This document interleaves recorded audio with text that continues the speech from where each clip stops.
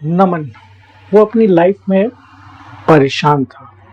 वो जितना कमाता था वो सारा खर्च हो जाता था।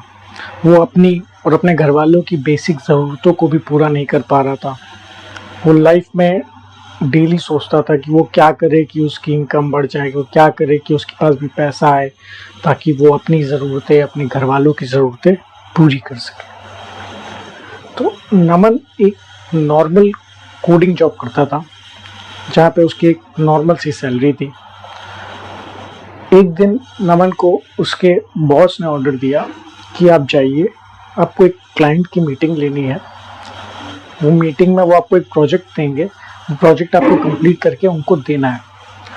नमन जब मीटिंग अटेंड करने के लिए पहुंचा तो वो वहां जाके शॉक हो गया क्योंकि one of the richest person उनके शहर के वहाँ पे प्रेजेंट थे और ये प्रोजेक्ट नमन को उन्हीं के लिए करना था।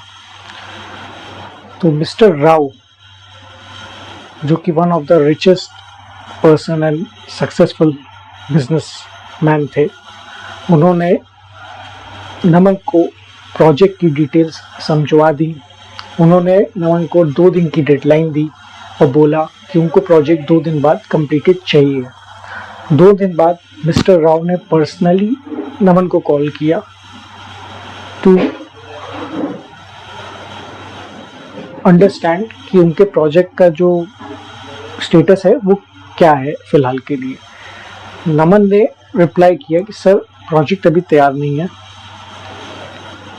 मिस्टर राव बहुत गुस्सा हो गए कि आपको मैंने 2 दिन की डेडलाइन दी थी, आपने कंप्लीट नहीं किया, हाउ वुड दिस वर्क।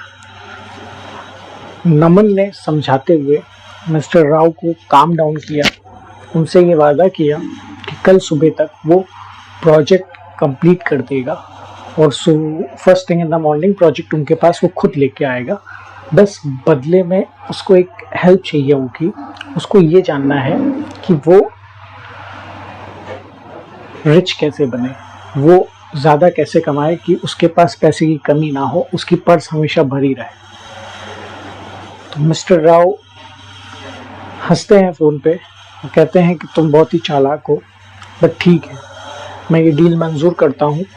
अगर कल तुम सुबह प्रोजेक्ट कंप्लीट करके ले आओगे तो मैं तुमको ये बताऊंगा कि तुम अमीर कैसे बन सकते हो। मिस्टर राव ने नमन को ये बात बताई कि मिस्टर राव की पैसे के साथ दोस्ती तब शुरू हुई जब मिस्टर राव ने ये डिसाइड किया कि वो जो भी कमाएंगे उसका कुछ हिस्सा अपने पास रखेंगे। नमन ने बीच में टोकते हुए पूछा कि मैं जितना कमाता हूँ वो तो मेरा ही है। मिस्टर राव हंस दिए और बोले कि मुझे एक बात बताओ, क्या तुम जूते वाले को पैसे नहीं देते? क्या तुम कपड़े वाले को पैसे नहीं देते? क्या तुम बाहर कहीं खाना खाते हो तो तुम पैसे नहीं भरते? क्या तुम इस शहर में बिना पैसे दिए रह सकते हो? मिस्टर राव नमन को ये समझाते हैं कि अगर तुम ये चाहते हो कि तुम्हारे पास पैसे अबेंडेंस में रहे, मनी अबेंडेंस में रहे, तो तुम्हें एक सिंपल सा और बेसिक प्रिंसिपल समझना पड़ेगा। वो प्रिंसिपल ये है कि तुम जो भी पैसा बचाओगे उसका एक एक पाई तुम्हारे लिए पैसा कमाना चाहिए, और जो वो बचाया हुआ पैसा कमा के लाएगा वो उस बचाए हुए पैसे के बच्चे, और उन बचाए हुए पैसों के बच्चों से हम लोग और पैसा बना सकते हैं। अगर तुम्हें अमीर बनना है, अगर तुम्हें लाइफ में अबंडेंस चाहिए, तो तुम्हें ये बेसिक प्रिंसिपल दिमाग में बैठाना पड़ेगा कि तुम जो भी बचाते हो वो तुम्हारे लिए काम करना चाहिए और तुम्हें कमा के देना चाहिए, और जो वो कमा के देगा वो उस बचाए हुए पैसों के बच्चे हैं और हमें उन बच्चों से काम करा के और पैसा बनाना है।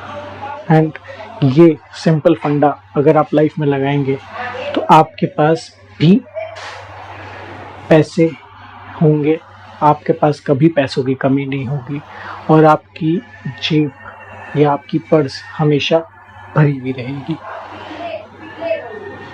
मिस्टर राव नमन को एक आखिरी चीज़ बोलते हुए कहते हैं कि वेल्थ, दौलत एक पेड़ की तरह होती है। जो पैसे तुम सेव करते हो पहली बार और उसको जब इन्वेस्ट करते हो कहीं पे भी, तो वो तुम एक बीज लगा रहे हो। उस बीज से पेड़ निकलेगा दौलत का, और जितनी जल्दी वो बीज लगाओगे और जितनी समझदारी से वो बीज लगाओगे उतनी जल्दी पेड़ बड़ा होगा।